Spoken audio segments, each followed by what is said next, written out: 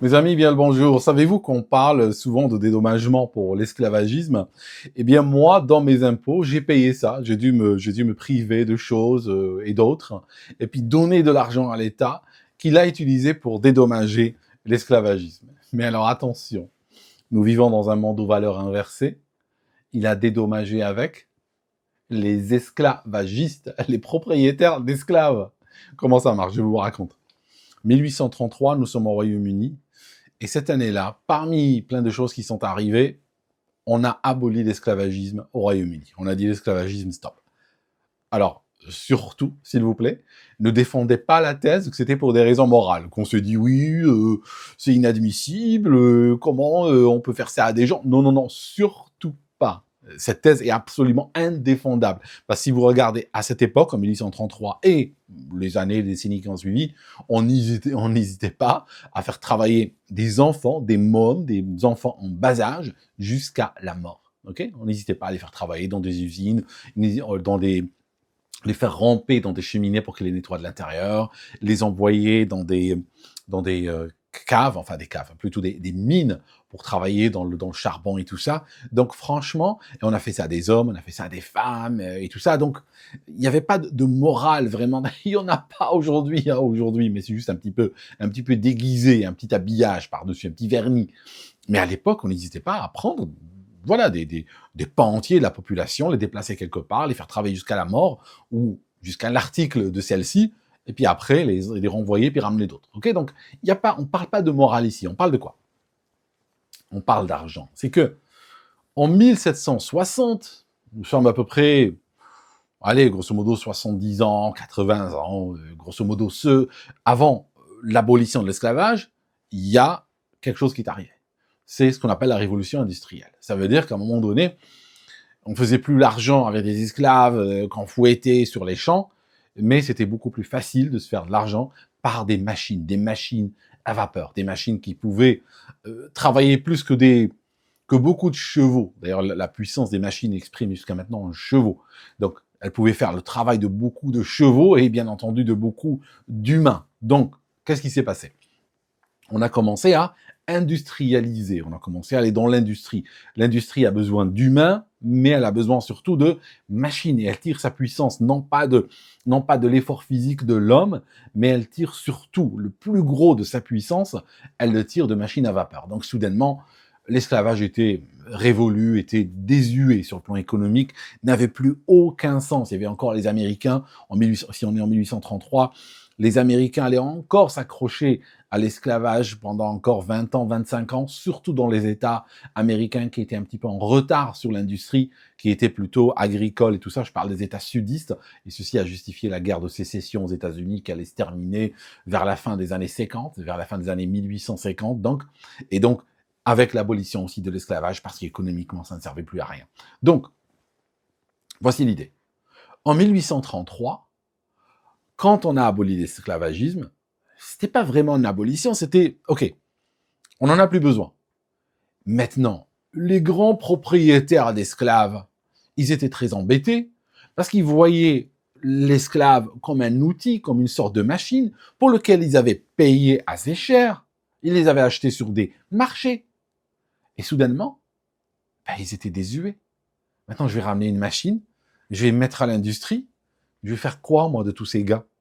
Ok, tu me dis libère-les, moi je veux bien. Voilà, je peux ouvrir le portail et leur dire de partir. Oui, mais ils représentent une valeur, ils représentent un capital que j'ai investi.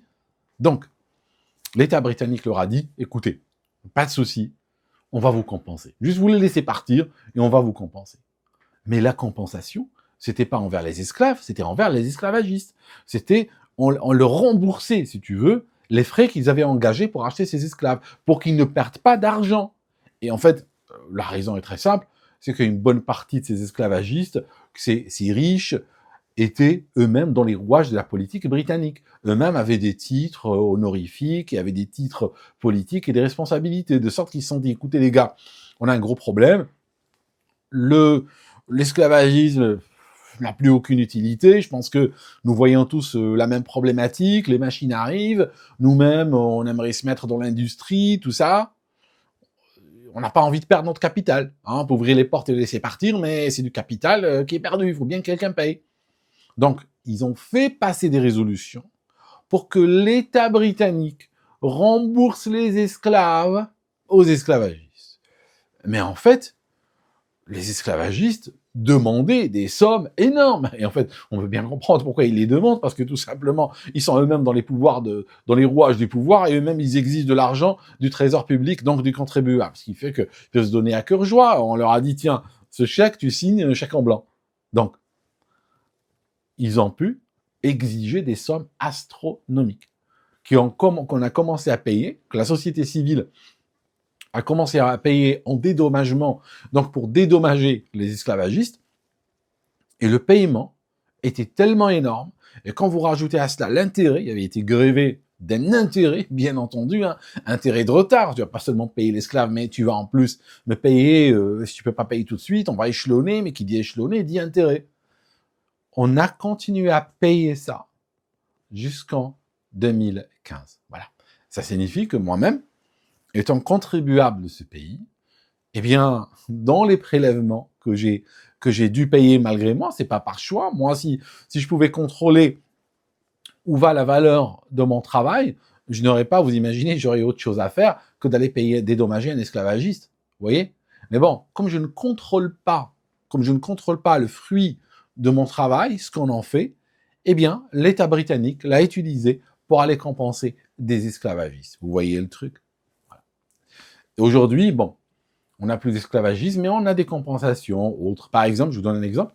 L'année dernière, de par nos factures d'électricité, on a payé des centaines de millions à des propriétaires d'éoliennes parce qu'il n'y avait pas de vent ou parce qu'il y avait beaucoup de vent à 3 heures du matin, mais on n'avait pas besoin de leur électricité. Donc on les compense, on les paye.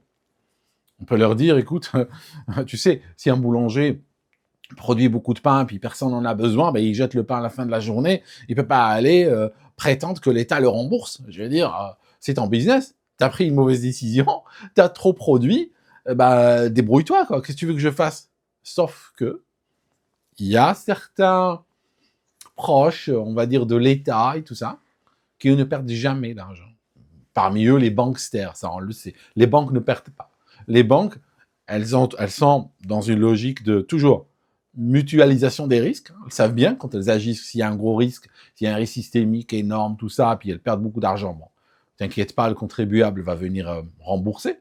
Si elles gagnent de l'argent, bon, c'est des dividendes pour l'actionnariat et des bonus pour les dirigeants. Voilà, aussi simple que ça. D'ailleurs même, pour vous dire que les deux situations ne sont pas mutuellement exclusives, même à l'époque, en 2008, quand, entre guillemets, on a sauvé les banques, ça n'a pas empêché les dirigeants de se klaxonner des millions et des millions de bonus avec l'argent du contribuable qui venait d'être injecté dans la banque, n'est-ce pas? C'est comme ça. En fait, tu sais ça,